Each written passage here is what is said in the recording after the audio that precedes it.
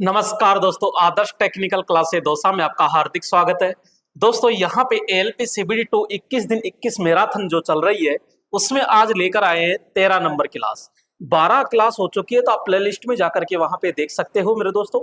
और दोस्तों अभी तक आपने भोकाल वीडियो नहीं देखा है तो इसका मतलब है कुछ नहीं देखा है।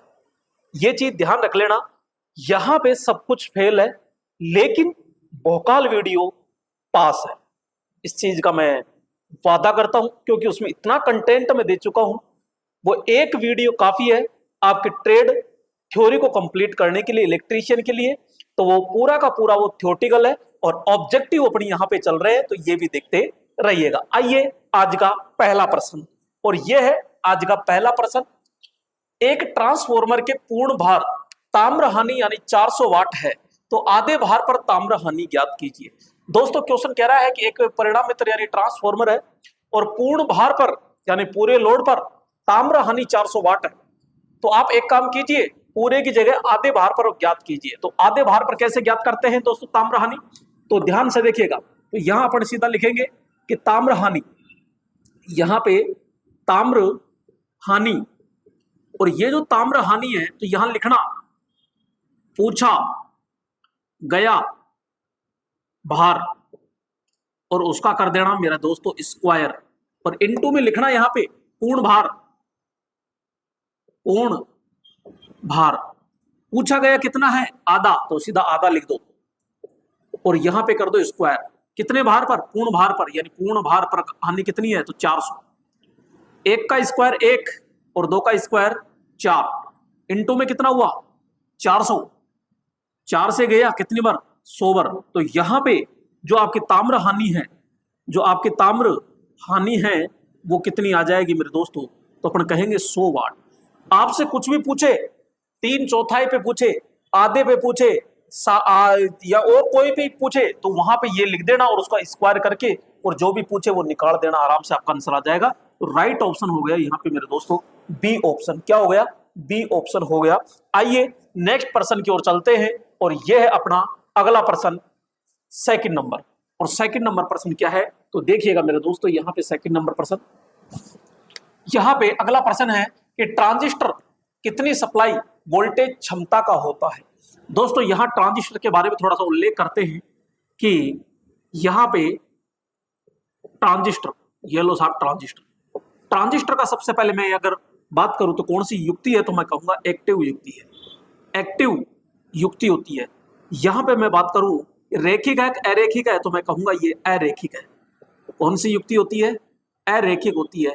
नेक्स्ट मैं प्रतीक की बात करता हूं तो मेरे दोस्तों यहाँ पे इसका प्रतीक होता है ये, कौन सा होता है, ये होता है। और एक पे तीर का निशान लगता है, जिस पे तीर का निशान लगता है वो मेरे दोस्तों एमीटर होता है। जो दोनों के बीच में होता है वो बेस होता है, और जिसमें कुछ नहीं होता वो कलेक्टर होता है। अरे तो इसके टर्मिनल कितने होंगे तो मैं बताऊंगा इसके कि टर्मिनल कितने होंगे तो 3 होते हैं। कितने होते हैं, 3 होते हैं। एक एमीटर होता है, एक कलेक्टर होता है और एक क्या होता है, बेस होता है मेरे दोस्तों। यहाँ पे बातचीत करते हैं कि जो आपका ट्रांजिस्टर होता है, यह ट्रांजिस्टर होता है, इसकी अगर मैं क्षमता की बात करता हूँ, क्षमता होती है 1.5 वोल्टेज से लेकर के 45 वोल्टेज तक। कितनी होती है, 1.5 से 45 वोल्टेज। आपका पूछा जाए इसमें प्रचालन वोल्टेज, प्रचालन वोल्टेज पूछा जाए मेरे दोस्तों, प्रचालन वोल्टेज, तो इसका प्रचालन वोल्टेज होता है 2 से 8 वोल्टेज। कितना होता है, 2 से 8 वोल्टेज होता है। आपसे पूछा जाएगा कि किसको नियंत्रण करता है, किसको नियंत्रित करता है, तो अपन कहेंगे कि ये धारा को नियंत्रित करता है। किसको नियंत्रित करता है, ये धारा को नियंत्रित करता है। अरे ये किससे मिलकर बना होता है तो ये अर्धचालक 2 पदार्थ होते हैं पी और एन। तो यहाँ पे अर्धचालक, तो यहाँ पे अर्धचालक, अर्धचालक पदार्थ से मिलकर के बना होता है, जिसमें एक पी होता है और एक क्या होता है, एन होता है। तो यहाँ पी और एन पदार्थ से मिलकर के बना होता है। तो यहाँ पे जो आपका ट्रांजिस्टर है ये किस रूप में काम करता है तो मैं कहूंगा, अगर ये रूप का पूछ ले तो मेरे दोस्तों ध्यान रखिएगा, यहाँ पे अपन कहेंगे एम्पलीफायर के रूप में ये कार्य करता है। नेक्स्ट मैं कहूंगा कि ये किसके रूप में काम करेगा, तो ये स्विचिंग के रूप में काम करेगा। मैं ये कहूंगा और किसके रूप में काम करेगा तो ये रेक्टिफायर, ये रेक्टिफायर के रूप में काम करेगा। मैं और कहूंगा तो डायोड के रूप में काम करेगा।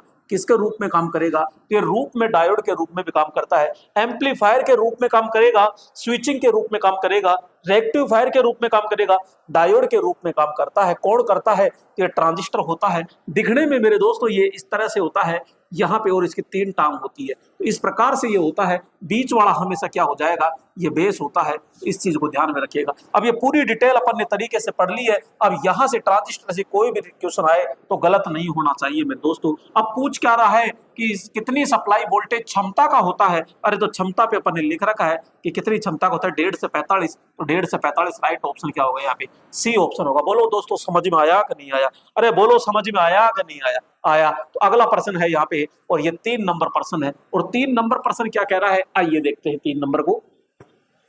तो यहाँ पे 3 नंबर प्रश्न क्या है, आइए समझते हैं मेरे दोस्तों 3 नंबर प्रश्न। तो यहाँ पे ट्रांजिस्टर किसके रूप में प्रयोग नहीं होता है? दोस्तों जस्ट अभी लिखा था अपन ने कि एम्पलीफायर के रूप में तो प्रयोग होता है, ठीक है, एम्पलीफायर आ गया। कैप ये रेक्टिफायर के रूप में भी प्रयोग होता है, डायोड के रूप में भी प्रयोग होता है, स्विचिंग के रूप में प्रयोग होता है। तो किसके रूप में प्रयोग नहीं होता है? तो यहाँ पे बात चल रही है किसके रूप में प्रयोग नहीं होगा? तो कैपेसिटर के रूप में प्रयोग नहीं होगा। तो इसमें ज्यादा माथाफोड़ी नहीं करेंगे और आगे बढ़ते हैं। और अगला प्रश्न आता है अपना 4 नंबर। कितना नंबर आता है? 4 नंबर। अल्फा का मान हमेशा कितना होता है? दोस्तों यहाँ पे अल्फा बीटा गामा होते हैं। तो यहाँ पे बात करते हैं अल्फा। इसको ऐसे भी लिखा जाता है और ऐसे भी लिखा जाता है। तो यहाँ पे बात करते हैं मेरे दोस्तों अल्फा। तो यहाँ पे ये अल्फा, जो अल्फा होता है इसका मान होता है 0.99। और जबकि एक होता है मेरे दोस्तों बीटा। क्या होता है? बीटा। तो ये इस प्रकार से होता है, और ये जो बीटा होता है इसका मान होता है 199।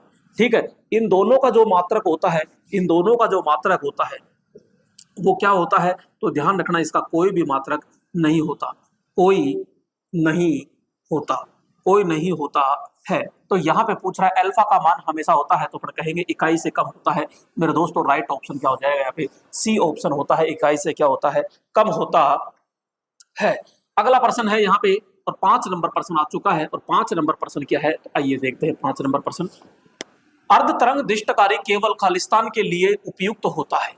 तो दोस्तों यहाँ पे अर्ध तरंग की बात कर रहा है, यानी हाफ वेव रेक्टिफायर। तो यहाँ पे हाफ वेव रेक्टिफायर। तो ये अब ये दिखता कैसे है? तो इसका दोस्तों डायग्राम बना लीजिए आराम से, कोई दिक्कत नहीं है। तो यहाँ पे अपन कहते हैं ये सप्लाई देते हैं, और यहाँ पे ये हमारा एक छोटा ट्रांसफॉर्मर है जो स्टेप डाउन होता है, और यहाँ पे अपन लगाते हैं ये एक डायोड लगाया जाता है, और यहाँ लगा होता है लोड लगा होता है। ठीक है, इस प्रकार से होता है। तो ये डायोड होता है, यहाँ पे ये प्राइमरी होती है, और ये क्या होती है? सेकेंडरी होती है। अब यहाँ पे अपन क्या करते हैं, इसका अगर मैं आउटपुट पूछूं तो यहाँ पे मुझे क्या मिलेगा? आउटपुट। और आउटपुट कैसा मिलेगा? तो मेरे दोस्तों ध्यान रखना, इसका आउटपुट मिलता है इस प्रकार से, क्योंकि इसमें एक डायोड होता है इसलिए आउटपुट मिलता है ये। अब आपसे क्वेश्चन क्या पूछेगा कि इसमें कितने डायोड होते हैं? अरे डायोड की संख्या पूछे तो आप 1 कर देना। आपसे दक्षता पूछे कि दक्षता इसमें कितनी होती है, तो ठोक देना 40.6% होती है। कितनी होती है? 40.6% होता है। आपसे पूछे कि भैया आउटपुट फ्रीक्वेंसी कितनी होती है, तो अपन कह देंगे जितनी इनपुट में होगी ना, अरे जितनी इनपुट में होगी उतनी ही फ्रीक्वेंसी किसमें होती है? आउटपुट के अंदर होती है।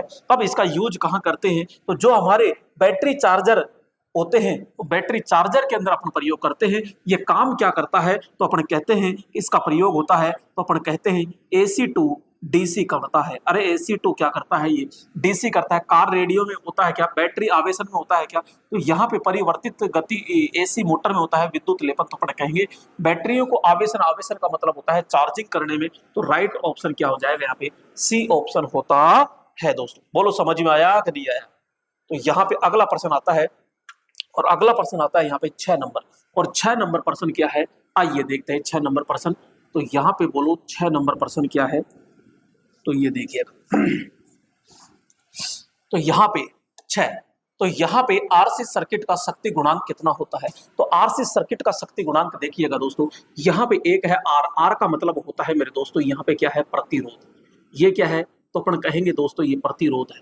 अरे C का मतलब होता है यहाँ पे क्या होता है? कैपेसिटर होता है। क्या होता है?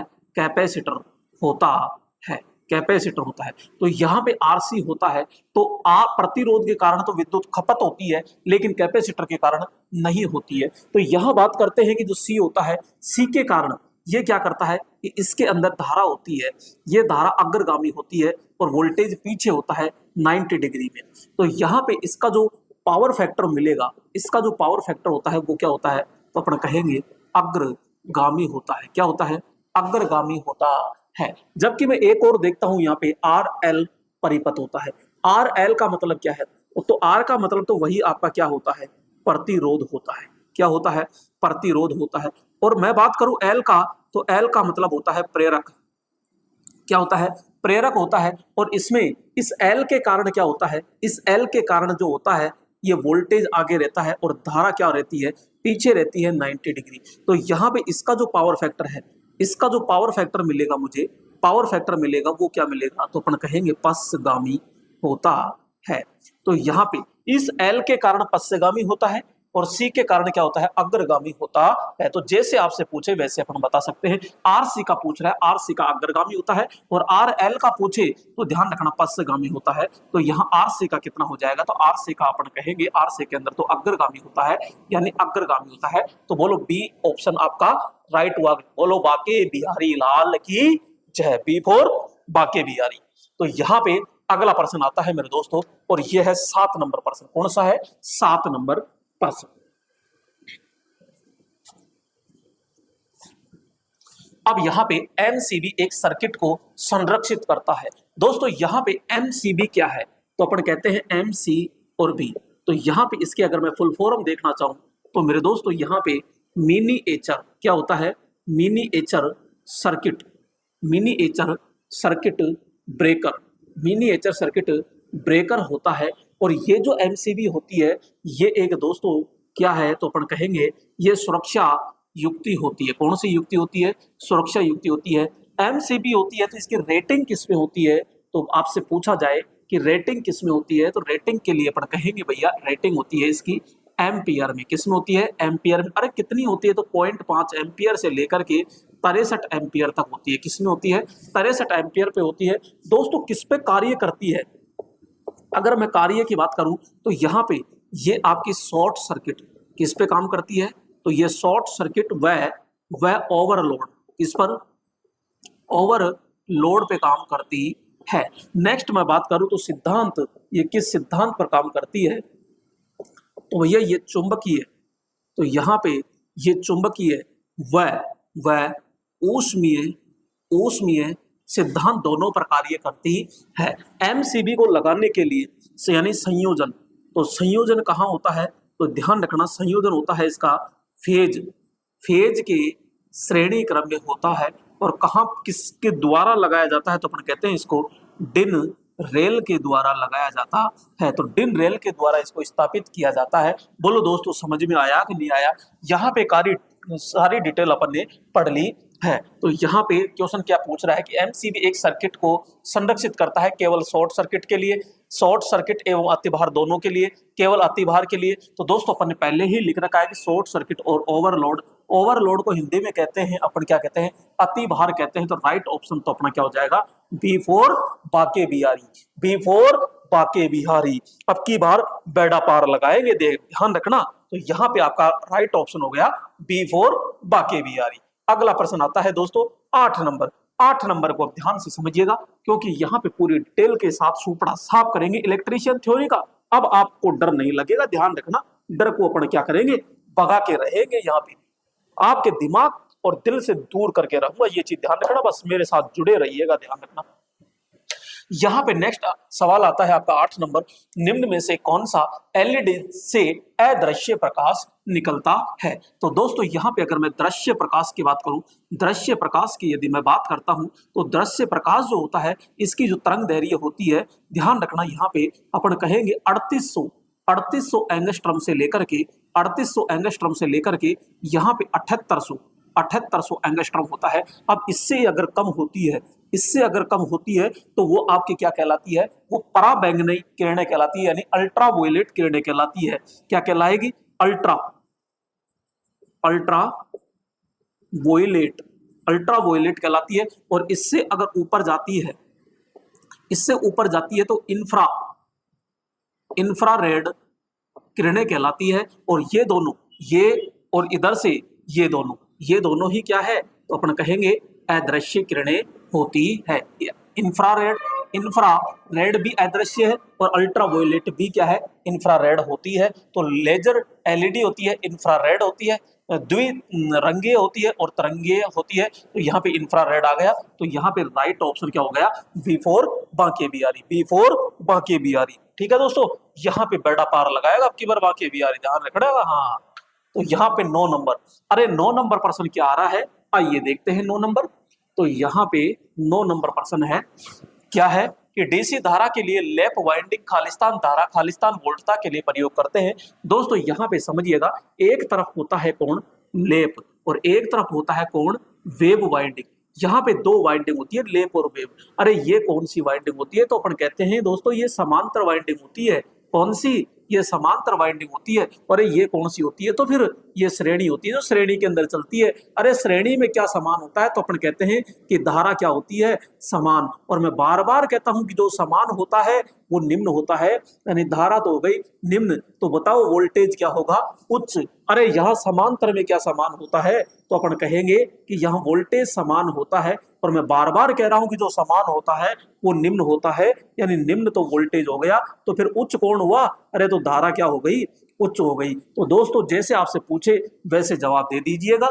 यहाँ पे अपन ने ये पूरा का पूरा टंटा साफ कर दिया है, कोई डाउट नहीं रहना चाहिए दिल और दिमाग के अंदर। लैप वाइंडिंग होती है, इसमें समांतर पथों की संख्या होती है, ए बराबर क्या होता है, पी। अरे लिख के चेक कर लो ना, LAP। अरे यहाँ बत्ती लाल जो होता है, ये लाल लाल को हटा दो यहाँ से, और ए बराबर क्या हो गया, पी हो गया। जबकि यहाँ पे क्या कर दो, वेव, वह कितनी बार है, 2 बार है। तो यहाँ पे ए बराबर क्या ठोक दो, 2 ठोक दो। ध्यान रखना, सीधा सीधा ऐसे कैसे छपेगा। अब प्रश्न में कह रहा है जैसे काम कर लो।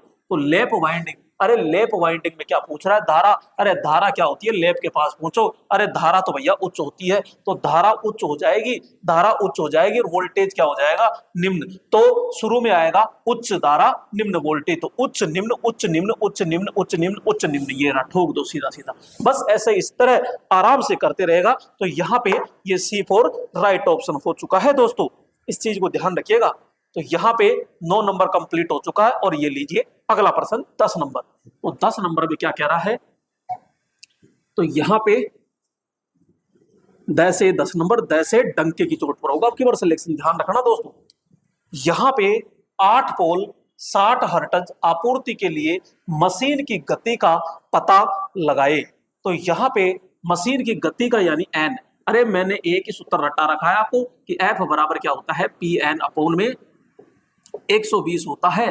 तो यहाँ एन निकालना है, एन निकालना है तो पड़ोसी को भेज दो नीचे, और यहाँ पे इन दोनों वायलों को क्या कर दो, गुणा कर दो। ये लो साहब, एफ का मतलब कितना है, 60 हर्ट्ज है, और ये 120, पी का मतलब कितना है, 8 पोल है।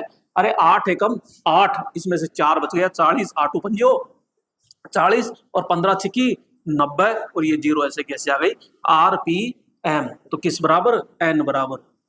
तो यहाँ पे 900 RPM राइट ऑप्शन हो गया। बोलो आया कि नहीं आया, D4 डंके की चोट पर होगा सिलेक्शन, ध्यान रखना। यहाँ पे 10 नंबर।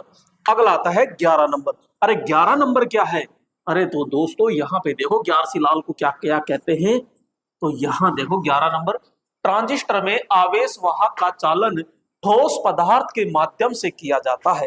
ठीक है, पहले कह रहा है कि ट्रांजिस्टर जो है वो आवेश वाहक में ठोस पदार्थ के कारण किया जाता है, तो किया जाता है, इसलिए ट्रांजिस्टर को क्या कहते हैं, अरे ठोस के लिए कहते हैं, ठोस पदार्थों से करते हैं, इसलिए इसको सॉलिड क्या कहते हैं, सॉलिड स्टेट डिवाइस कहते हैं। तो ये तो राइट ऑप्शन हो जाएगा यहाँ पे सी। ठीक है, यहाँ पे कोई दिक्कत नहीं थी। बाकी ट्रांजिस्टर को मैंने बहुत डिटेल से समझा दिया था, शायद पहला या दूसरा प्रश्न था। नंबर 12। तो यहाँ पे अगला आता है, यहाँ पे 12 नंबर, निम्न में से किस कनेक्शन में प्रतिरोधकों के सभी प्रथम टर्मिनल जुड़े होते हैं, ठीक है, और सभी टर्मिनल दूसरी जगह जुड़े होते हैं। दोस्तों यहाँ पे अगर मैं प्रतिरोध की बात करता हूं तो पहला होता है यहाँ पे श्रेणी क्रम। अरे श्रेणी क्रम को हम श्रृंखला कहते हैं, और इसी को अपन सीरीज कनेक्शन कहते हैं मेरे दोस्तों। यहाँ पे बात करता है कि इस तरह, तो यहाँ पे ऐसे तो नहीं कह रहा वो, तो ये तो अपन कौन सा हो गया, तो यहाँ पे अपन कहेंगे A और B। अब इसके अंदर क्या होता है, इसके अंदर धारा क्या होती है, समान होती है। तो वोल्टेज क्या होता है, तो वोल्टेज होता है असमान होता है। तो यहाँ पे RT बराबर R1 प्लस क्या करेंगे, R2 प्लस R3 कर देंगे दोस्तों। यहाँ पे टोटल प्रतिरोध इस तरह ज्ञात करेंगे श्रेणी क्रम में। जबकि यहाँ बात करते हैं समांतर क्रम, तो यहाँ पे समांतर क्रम में क्या होता है, समांतर क्रम में एक प्रतिरोध ये है, दूसरा प्रतिरोध ये है और तीसरा प्रतिरोध ये है आपका। ठीक है, इनका पहला पहला पहला और दूसरा दूसरा दूसरा, और यही तो पूछ रहा है कि पहले पहले एक जगह दूसरा दूसरा एक जगह। तो मेरे दोस्तों ये है समांतर संयोजन। इसके अंदर क्या होता है, वोल्टेज तो होता है समान, वोल्टेज क्या होता है समान, और धारा क्या होती है बेचारी अलग अलग होती है। ये बेचारी है क्या, अरे दोनों जने ध्यान रखना, I4 धारा होता है, V4 वोल्टेज, वोल्टेज लड़का है और लड़की क्या है, हाँ समझ गए ना, दोनों हैं। हाँ ये दोनों साथ साथ रहते हैं कभी, बस थोड़ा सा ये है कभी आगे कभी पीछे रह जाते हैं, लेकिन कभी अलग नहीं होते। कि ये नहीं कि धारा धारा ले गया वोल्टेज नहीं होगा, बिना वोल्टेज के कुछ नहीं होगा और बिना धारा के नहीं होगा, दोनों लवेरिया है ये दोनों, तो ये साथ साथ रहते हैं यहाँ पे। अब समांतर जो होता है इसका सूत्र क्या होता है, तो 1/RT बराबर 1/R1 plus 1/R2 plus 1/R3। तो मेरे दोस्तों ये होता है इस तरह, ये सूत्र हो गया, इधर ये सूत्र हो गया। ठीक है, तो राइट ऑप्शन क्या हो जाएगा यहाँ पे, तो प्रथम टर्मिनल हो गया समांतर संयोजन, समांतर संयोजन यानी समांतर कनेक्शन। तो B4 बाकी BRE होगा कि नहीं होगा, सही होगा क्यों नहीं। तो यहाँ पे अगला प्रश्न आता है 13 नंबर, और 13 नंबर को आप ध्यान से समझिएगा। 13 नंबर अपन पढ़ते हैं, तो यहाँ पे अब की बार रेलवे बेड़ा पार होगी, ये चीज ध्यान रखिएगा। हाँ जी, प्लेट अर्थिंग में तांबा प्लेट का आकार खालिस्तान होता है। तो दोस्तों यहाँ पे अर्थिंग की बात कर रहा है, और अर्थिंग यानी प्लेट अर्थिंग की कह रहा है, तो प्लेट अर्थिंग में समझते हैं। तो यहाँ पे अपन बात करते हैं प्लेट अर्थिंग। ये लो साहब, प्लेट अर्थिंग ले लिया अपन ने, और प्लेट अर्थिंग में पहले क्या खोद दो, गड्ढा, और ये गड्ढा खोदते हैं तो भाई साहब गड्ढा होता है यहाँ पे 90 × 90 सेंटीमीटर का। ये लंबाई इंटू चौड़ाई हो गई, लंबाई इंटू चौड़ाई हो गई। तो भाई साहब गहराई कितनी होता है, गहराई, तो गहराई होती है यहाँ पे 1.5 मीटर से लेकर के 3 मीटर तक। कितनी होती है, 3 मीटर तक होती है। नेक्स्ट अपन बात करते हैं गड्ढे के अंदर क्या डालेंगे, तो भाई साहब गड्ढे के अंदर तो प्लेट डालेंगे। अरे प्लेट कौन सी अवस्था में होगी, तो अपन कहेंगे उधर्व अवस्था में होती है, खड़ी अवस्था में। प्लेट का जो आकार होता है, प्लेट का जो आकार होता है, ये आकार डिपेंड करता है किसकी है, तो ये यहाँ पे आपकी तांबा की है, या फिर अपन बात करेंगे कि ये कौन सी GI की है। तो यहाँ पे तो लंबाई इंटू चौड़ाई होती है ना, लंबाई इंटू चौड़ाई जो होती है, वो लंबाई इंटू चौड़ाई तो 60 × 60 ही होती है। दोनों की लंबाई और चौड़ाई दोनों की 60-60 होती है। लेकिन यहाँ पे बात करते हैं, ये सेंटीमीटर है मेरे दोस्तों, ध्यान रखिएगा। और मोटाई की अगर बात करते हैं तो मोटाई 3.18 mm होती है, जबकि इसकी डबल हो जाती है 6.18, और यहाँ पे 6.36 mm होती है। तो ये तो हो गई लंबाई इंटू चौड़ाई तो 60 mm, और मोटाई होती है 6.36, ये GI की है। और तांबे की होती है लंबाई इंटू चौड़ाई तो 60-60 सेंटीमीटर होती है, जबकि यहाँ पे मोटाई होती है आपकी कितनी होती है, 3.18 mm होती है। तो प्लेट अर्थिंग का यहाँ पे देख लीजिए कहाँ क्या है, तो 70 का तो नामो निशान, 40 भी नहीं है, 60 नहीं है, और ये 60-60 और 3.18, राइट ऑप्शन क्या हो गया, यहाँ पे हो जाता है। बोलो दोस्तों समझ में आया कि नहीं आया। तो यहाँ पे अगला प्रश्न आता है, और अगला प्रश्न कौन सा है, तो यहाँ पे देखते हैं 14 नंबर प्रश्न। तो यहाँ पे 14 नंबर प्रश्न को ध्यान से समझिएगा। तो यहाँ पे 14 नंबर प्रश्न है, प्रकाश एक प्रकार की क्या होती है। तो यहाँ पे दोस्तों जो प्रकाश होता है, प्रकाश एक प्रकार की क्या होती है, ऊर्जा होती है। और जो प्रकाश की जो चाल होती है, प्रकाश की जो चाल होती है, ये किसके समान होती है, तो अपन कहते हैं कि ये विद्युत की चाल के बराबर होती है। तो कितनी होती है, तो यहाँ पे 3 × 10⁸ मीटर प्रति सेकंड होती है। इसी को ऐसे लिख सकते हैं 3 × 10⁻10 सेंटीमीटर प्रति सेकंड लिख सकते हैं। और इसी को ऐसे लिख सकते हैं कि 186,000 मील, तो यहाँ पे मील प्रति सेकंड लिख सकते हैं। तो यहाँ पे ये जो गति होती है विद्युत की है, और विद्युत की गति ही किसके बराबर होती है, प्रकाश की चाल के बराबर होती है। और प्रकाश एक प्रकार की क्या होती है, ऊर्जा होती है। तो राइट ऑप्शन बोलो क्या हो जाएगा, B4 बाकी BRE हो जाएगा। आगे नेक्स्ट प्रश्न अपन चर्चा करते हैं, और नेक्स्ट प्रश्न लीजिएगा 15 नंबर। और यहाँ पे 15 नंबर प्रश्न आ चुका है, और 15 नंबर प्रश्न क्या है, तो देखिएगा प्रकाश तंतु या ज्योति पुंज की इकाई क्या होती है। दोस्तों यहाँ पे ज्योति पुंज यानी प्रकाश पुंज की बात करते हैं। पुंज का मतलब होता है यहाँ पे फ्लक्स, क्या होता है, तो अपन कहते हैं यहाँ पे ये फ्लक्स होता है और फ्लक्स का मात्रक होता है वेबर। तो प्रकाश पुंज या ज्योति फ्लक्स, तो यहाँ पे लक्स, जो लक्स होता है ये क्या है, तो अपन कहते हैं ये तो मेरे दोस्तों प्रदीप्ति होता है। ये तो किसका है, प्रदीप्ति का मात्रक होता है। ल्यूमन किसका मात्रक होता है, ल्यूमन, ल्यूमन किसका मात्रक होता है, और एक होता है स्टेरेडियन, एक होता है कैंडला। तो यहाँ पे बात करते हैं स्टेरेडियन। स्टेरेडियन मेरे दोस्तों ठोस कोण का होता है, ठोस कोण का होता है। और कैंडला जो होता है ये आपके ज्योति, ज्योति तीव्रता, ज्योति तीव्रता का होता है कौन, कैंडला। ये चीज ध्यान रखना, ज्योति तीव्रता कह दो या प्रकाश तीव्रता कह दीजिए इसको, है ना। प्रकाश तीव्रता, प्रकाश तीव्रता भी अपन कह सकते हैं। तो दोनों का मात्रक क्या है ये, तो मैंने अभी जस्ट बताया कि जो फ्लक्स होता है, फ्लक्स का मात्रक क्या होता है, ल्यूमन होता है। तो राइट ऑप्शन क्या हो जाता है, फ्लक्स का मात्रक क्या होता है यहाँ पे, ल्यूमन होता है। प्रदीप्ति फ्लक्स, या ध्यान रखना प्रदीप्ति फ्लक्स यानी ल्यूमन होता है। बोलो समझ में आया कि नहीं आया, तो यहाँ भी बोलो B4 बाकी BRE होता है। भाई ये चक्कर क्या है, यहाँ पे BP ज्यादा हो रहा है। यहाँ पे नेक्स्ट पर्सन आता है और नेक्स्ट आ चुका है, यहाँ पे थोड़ा सा अंतर है दोस्तों। प्रकाश तीव्रता या ज्योति तीव्रता की इकाई क्या है, तो दोस्तों अपन ने जस्ट बताया था अभी कैंडला था। तो यहाँ पे देखो ये रहा C4 कैंडला। तो यहाँ पे कोई दिक्कत है क्या किसी को, नहीं है। तो यहाँ पे C4 कैंडला आ चुका है। तो राइट ऑप्शन तो C हो गया। लेकिन ये बता दीजिए कि एंगस्ट्रॉम जो है ये किसकी इकाई है, तो अपन कह सकते हैं दोस्तों यहाँ पे तरंग दैर्ध्य।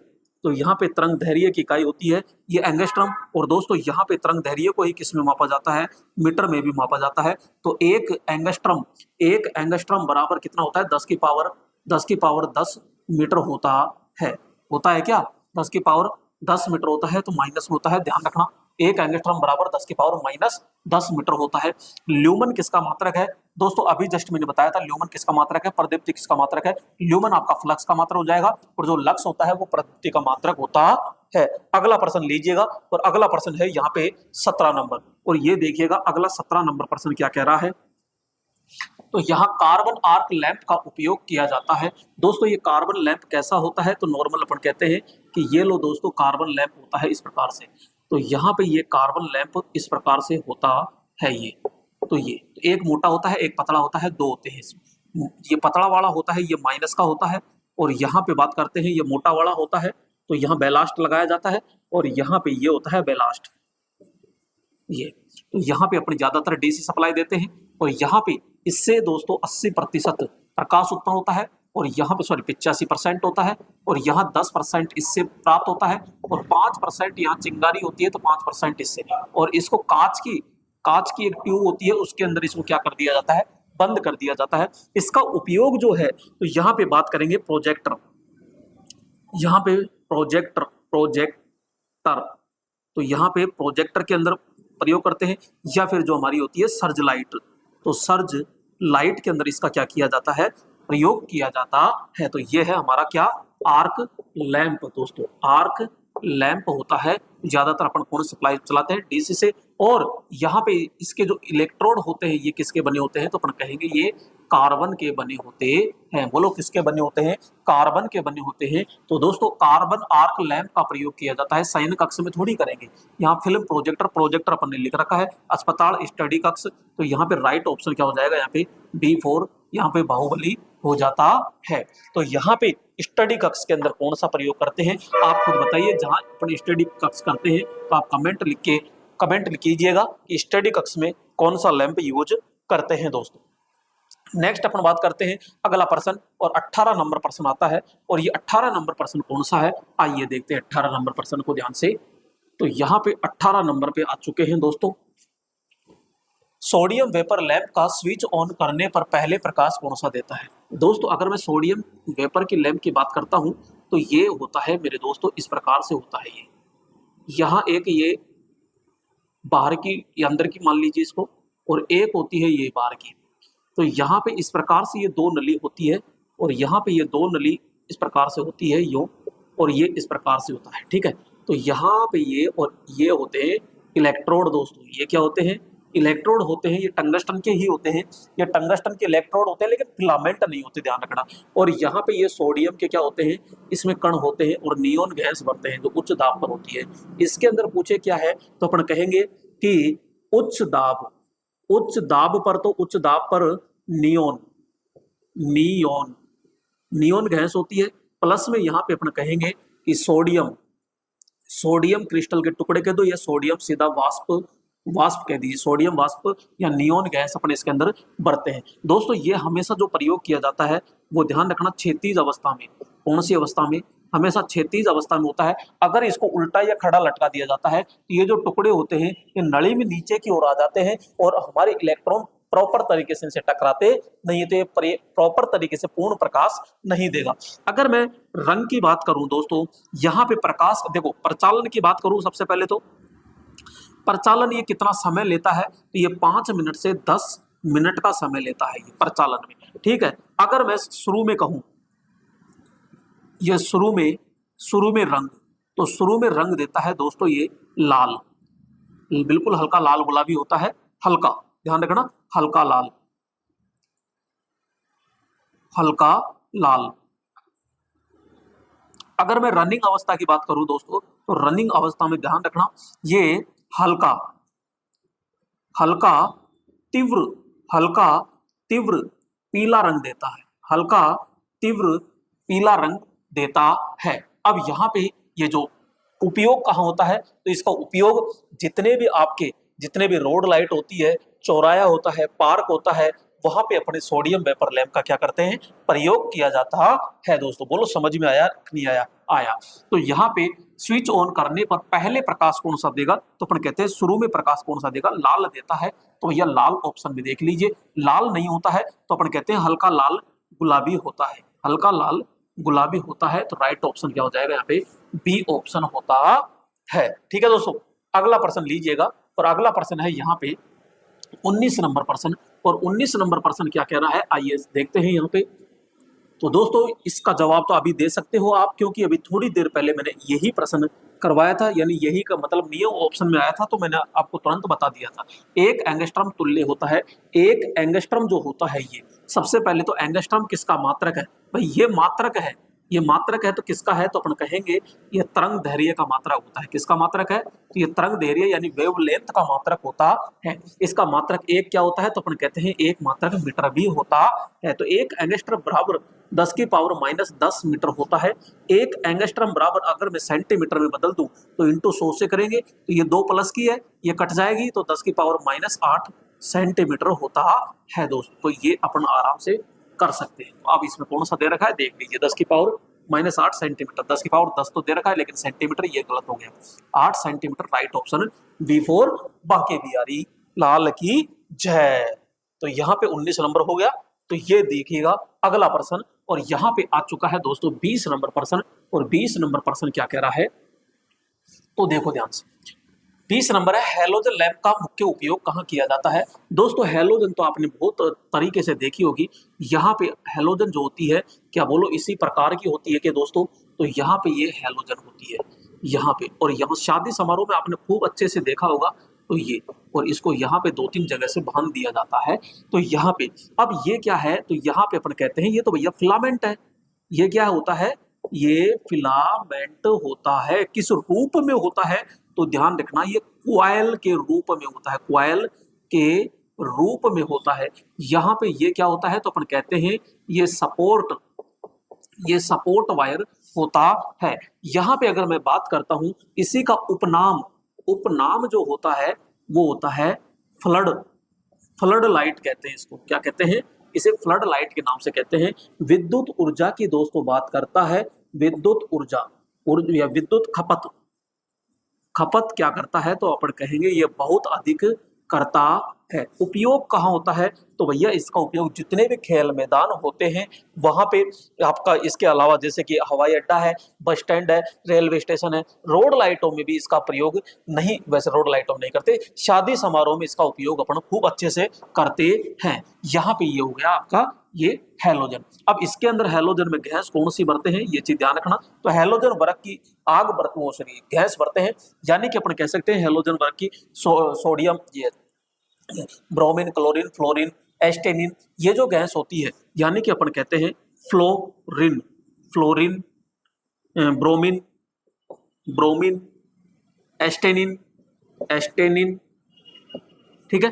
तो bromine, fluorine, bromine, chlorine, chlorine, कोई सी भी एक गैस इसमें भर देते हैं। अब दोस्तों पूछ क्या रहा है, हैलोजन लैंप का मुख्य उपयोग कहाँ किया जाता है। एक और याद रखना, वाट इसकी क्षमता पूछ ले तो वाट इसकी 300 वाट में होती है, 500 वाट में भी होती है और इसकी 1000 वाट के अंदर भी होती है। तो खेल मैदान, पार्क और हवाई अड्डे तो उपयोग सभी जगह पर इसका प्रयोग करते हैं। दोस्तों बोलो समझ में आया कि नहीं आया। तो डी फॉर डंके की चोट पर होगा सिलेक्शन। अब की बार ध्यान रखना 21 नंबर प्रश्न लीजिएगा। और 21 नंबर प्रश्न क्या है, आइए समझते हैं 21 नंबर को। तो यहाँ पे 21 नंबर प्रश्न पे आ चुके हैं दोस्तों यहाँ पे। और 21 नंबर क्या है, तो पी प्रकार के अर्धचालक में मुख्य वाहक कौन सा होता है। तो दोस्तों यहाँ पे एक होता है पी पदार्थ और एक होता है यहाँ पे एन पदार्थ। ये तैयार कैसे होते हैं, तो हमारे पास में दो भाई साहब होते हैं, एक होता है जर्मेनियम और एक होता है यहाँ पे सिलिकॉन। अब इसके अंदर कुछ अशुद्धियां मिलाई जाती है। अगर इसके अंदर क्या मिलाया जाए तो अपन कहेंगे इसके अंदर अगर पंच संयोजी मिलाई जाए, पंच संयोजी अशुद्धि, पंच संयोजी अशुद्धि, पंच संयोजी अशुद्धियां मिलाई जाती है तो मिलकर के पदार्थ कौन सा बनता है ये। अगर इसमें त्रिसंयोजी, त्रिसंयोजी क्या मिला दे, अशुद्धि मिला दे, अशुद्धियां मिला दे, तो त्रिसंयोजी इसके अंदर मिलाओ पहले और फिर आउटपुट में क्या मिलता है, पी प्रकार पदार्थ मिलता है। अब इसमें दो होते हैं पॉइंट, तो एक तो होता है इलेक्ट्रॉन, एक होता है होल। इसमें भी दो होते हैं, एक होता है इलेक्ट्रॉन, एक होता है होल। यहाँ पे जो इलेक्ट्रॉन होते हैं, क्योंकि यहाँ पे इलेक्ट्रॉन की क्या रह जाती है, कमी रहती है, यहाँ पे कमी रहती है तो यहाँ पे अधिकता होती है, अधिकता। तो यहाँ पे इसी प्रकार यहाँ इलेक्ट्रॉन क्या होगा, अधिकता होगा। यहाँ इलेक्ट्रॉन क्या होती है, अधिकता, अधिकता। और यहाँ पे ये क्या होता है, निम्न होता है, यानी यहाँ कमी होती है। कमी होती है तो माइनॉरिटी और अधिकता होती है तो मेजोरिटी होता है। तो यहाँ एन में तो मेजोरिटी कौन है, तो इलेक्ट्रॉन होता है, जबकि यहाँ मेजोरिटी कौन है, तो होल होता है। अब किस में पूछ रहा है, पी प्रकार में। पी प्रकार में अर्धचालक का प्रमुख वाहक कौन है, भैया प्रमुख का तो कौन है, यहाँ पे ये एच होता है। जबकि एन पदार्थ में पूछ ले तो एन पदार्थ में इलेक्ट्रॉन होते हैं, तो यहाँ होल होता है। तो राइट ऑप्शन क्या हो जाएगा, ए फॉर होल होता है यहाँ पे। ठीक है, 21 नंबर हो गया। तो यहाँ पे अगला आता है 22 नंबर प्रश्न। और 22 नंबर में क्या कह रहा है, आइए देखते हैं 22 नंबर का भी। तो यहाँ पे 22 नंबर में अपन समझते हैं किसके द्वारा इलेक्ट्रोलाइट का आपेक्षिक घनत्व मापा जाता है। तो दोस्तों यहाँ पे जो आपेक्षिक घनत्व होता है, आपेक्षिक, आपेक्षिक घनत्व होता है, तो आपेक्षिक घनत्व को अपन एक मीटर होता है हाइड्रोमीटर के द्वारा क्या कर लिया जाता है, माप लिया जाता है। यहाँ जो हाइड्रोमीटर होता है ये आपेक्षिक घनत्व को मापता है। और इसका मात्रक की बात करते हैं तो मात्रक इसका होता नहीं है, कोई नहीं है ना, कोई नहीं। ये तो यहाँ पे आपसे पूछा जाता है हाइग्रोमीटर, तो हाइग्रोमीटर क्या मापता है, तो अपन कहते हैं ये आर्द्रता, क्या मापता है, आर्द्रता, या फिर अपन कहते हैं कि नमी को मापता है। लैक्टोमीटर ये दोस्तों ये दूध की क्या मापता है, शुद्धता मापता है। यहाँ पे टैकोमीटर क्या करता है, मशीनों की, तो यहाँ पे घूर्णन गति, और घूर्णन गति किसमें, तो अपन कहेंगे रिवोल्यूशन प्रति मिनट, आरपीएम के अंदर मापता है ये, आरपीएम। तो हाइड्रोमीटर राइट ऑप्शन क्या हो जाएगा, सी। तो यहाँ पे जो आपेक्षिक घनत्व होता है, यहाँ राइट ऑप्शन क्या हो जाएगा, सी होता है। बोलो दोस्तों समझ में आ रहा है कि नहीं आ रहा। तो यहाँ पे अगला प्रश्न आता है 23 नंबर। और 23 नंबर प्रश्न क्या है, आइए समझते हैं 23 नंबर को दोस्तों यहाँ पे। और 23 नंबर प्रश्न है, तो देखिएगा 23 नंबर प्रश्न क्या होगा अगर सेल को 1.78 वोल्ट से भी नीचे तक डिस्चार्ज किया जाए। तो इसका मतलब यह है कि 1.78 से नीचे नहीं करना चाहिए, तो लास्ट कितना करना चाहिए मेरे दोस्तों, लास्ट तो 1.8 तक ही रहना चाहिए यहाँ पर। तो यहाँ पे अपन देखते हैं अगर कोई बैटरी है, कोई सेल है, तो उसके अंदर अगर वो फुल चार्ज होता है या पूर्ण चार्ज होता है, पूर्ण चार्ज होता है, और एक होता है मेरे दोस्तों अर्ध चार्ज होता है। यहाँ पे एक होता है आपका डिस्चार्ज, कौन सा होता है, डिस्चार्ज होता है। पूर्ण चार्ज के अंदर क्या होता है, यहाँ पे अपन कहेंगे 1.15 वोल्टेज से लेकर के 2.20 होता है, सॉरी 2.15 वोल्ट से लेकर के 2.20 होता है। और यहाँ पे बात करेंगे कि 2.2 वोल्टेज से लेकर के 2.15 वोल्टेज होता है। जबकि यहाँ पे अगर मैं डिस्चार्ज की बात करता हूँ तो भैया यहाँ 1.80 वोल्टेज से लेकर के 2 वोल्टेज तक होता है। इससे नीचे नहीं होना चाहिए, नहीं होना चाहिए। तो क्योंकि यहाँ पे जो आंतरिक प्रतिरोध होता है, प्रतिरोध का मान क्या हो जाता है, बहुत ज्यादा बढ़ जाता है। जो सल्फेशन होता है वो प्लेटों के चारों ओर जम करके कड़ा हो जाता है, तो चार्ज होने में बहुत ज्यादा दिक्कत आती है। प्लेटों पर सल्फेशन जमा हो जाएगा, बिल्कुल सही बात है। सेल की क्षमता कम होगी, बिल्कुल दोष होगा तो कम तो होगी। आंतरिक प्रतिरोध बढ़ जाता है, उपयुक्त कारण हो जाते हैं। तो डी फॉर डंके की चोट पर होगा सिलेक्शन। अब की बार ध्यान रखिएगा दोस्तों। तो यहाँ पे 23 नंबर हो गया, 24 नंबर लीजिएगा। और 24 नंबर क्या कह रहा है, तो 24 नंबर को ध्यान से समझिएगा दोस्तों। 24 नंबर, कृत्रिम चुंबक की क्षमता प्राकृतिक चुंबक की अपेक्षा होती है। दोस्तों यहाँ पे बात करते हैं कि चुंबक, ठीक है, ये चुंबक हो गया और चुंबक को दो भागों में बांट दिया। यहाँ पे एक होता है प्राकृतिक, तो प्राकृतिक चुंबक, और एक होता है मेरे दोस्तों यहाँ पे कृत्रिम चुंबक। और कृत्रिम चुंबक जो होते हैं ये दो प्रकार से होते हैं। एक होता है आपका स्थायी चुंबक, ठीक है, और एक होता है आपका अस्थायी। कौन सा? अस्थायी चुंबक होता है यहाँ पे, अस्थायी चुंबक। ये स्थायी चुंबक होता है, इसको हम कहते हैं कठोर चुंबक। क्या कहते हैं दोस्तों? कठोर चुंबक कहते हैं। और इसको अपन कहते हैं नरम चुंबक। और ये नरम चुंबक होता है, यही को क्या कहलाता है? विद्युत चुंबक कहलाता है। यहाँ पे अगर मैं बात करूं तो इसमें इसकी ध्रुवता को चेंज कर सकते हैं यहाँ पे, लेकिन इसकी ध्रुवता या चुंबकीय क्षेत्र को चेंज नहीं कर सकते, क्योंकि यहाँ विद्युत देते हैं, इसलिए इसकी ध्रुवता चेंज हो जाती है। यहाँ पे कृत्रिम चुंबक पावरफुल होता है, जबकि यहाँ प्राकृतिक चुंबक का जो गुण होता है वो बिल्कुल कम होता है। अब कह रहा है कि कृत्रिम चुंबक की क्षमता प्राकृतिक चुंबक की अपेक्षा क्या होगी। अरे भाई, कृत्रिम की क्षमता पूछ रहा है प्राकृतिक से, तो सीधी बात है ये तो कमजोर है बेचारा। और ये तो कृत्रिम चुंबक यानी प्राकृतिक, ये कृत्रिम चुंबक की क्षमता जो होती है वो प्राकृतिक चुंबक से हमेशा अधिक होती है। तो राइट ऑप्शन क्या हो जाएगा यहाँ पे? बी होता है। अगला लीजिएगा, और अगला है कि विद्युत चुंबक है। तो दोस्तों विद्युत चुंबक क्या है? तो ये बैठा विद्युत चुंबक हमने पहले तैयार करके रखा है। तो यहाँ विद्युत चुंबक है, तो विद्युत चुंबक तो एक प्रकार का क्या है? अस्थायी चुंबक है। तो ठोक दो सीधा, इसमें तो दिक्कत ही नहीं है। अस्थायी चुंबक, ये लो साहब, 25 में सी ऑप्शन हो गया। तो यहाँ पे हमको दिक्कत बिल्कुल भी नहीं आई। यहाँ पे अगला प्रश्न आ चुका है। और चुंबकीय क्षेत्र की तीव्रता एक राशि होती है, कौन सी राशि होती है? तो दोस्तों यहाँ पे 26 में आप कमेंट जरूर कीजिएगा। तो यहाँ पे अदिश होती है, सदिश होती है, दोनों, इनमें से कोई नहीं। तो चुंबकीय क्षेत्र तीव्रता की बात कर रहा है, तो मेरे दोस्तों यहाँ पे कौन सी राशि होती है? सदिश राशि पाई जाती है, क्योंकि तीव्रता के अंदर क्या होती है? दिशा और परिमाण दोनों होते हैं। नेक्स्ट अगला आता है ये 26 नंबर प्रश्न, 27 नंबर। और 27 नंबर क्या है? डीसी जनित्र आउटपुट में कौन सी देता है? तो दोस्तों इसको थोड़ा सा समझिएगा। यहाँ पे अपन कहते हैं कि ये लो साहब, हमने ये बना दिया यहाँ पे, तो ये इधर बना दिया, ये हो गए हमारे पोल, ये, और इधर सप्लाई दे दी, तो ये हो गया एन और ये हो गया एस। और यहां से अपन कहते हैं कि ये लो, ये चुंबकीय क्षेत्र हो गया। और यहाँ चुंबकीय क्षेत्र के अंदर अपन ने आर्मेचर फिट कर दिया, और आर्मेचर को यहाँ पे अपन ने किसी प्राइम मूवर के द्वारा घुमाया। तो जैसे ही बल रेखा कटती है, हमारे फैराडे जी कहते हैं कि साहब, जब चुंबकीय क्षेत्र में कोई चालक धातु लीजिए और उसको लगातार काटिए, जैसे तरबूज को चाकू से काटते हो ना, वैसे इसको काटिए। और जैसे ही काटते हैं तो इस तार के अंदर क्या पैदा हो जाता है? विद्युत पैदा हो जाती है, ईएमएफ पैदा हो जाता है, ये धारा पैदा हो जाती है। और इसमें जो पैदा होता है ना, उसे कहते हैं हम प्रेरित, अरे क्या कहते हैं? प्रेरित ईएमएफ कहते हैं, ईएमएफ। और जब ये घूमता है ना, तो कौन सा होता है? तो अपन कहते हैं एसी ईएमएफ होता है।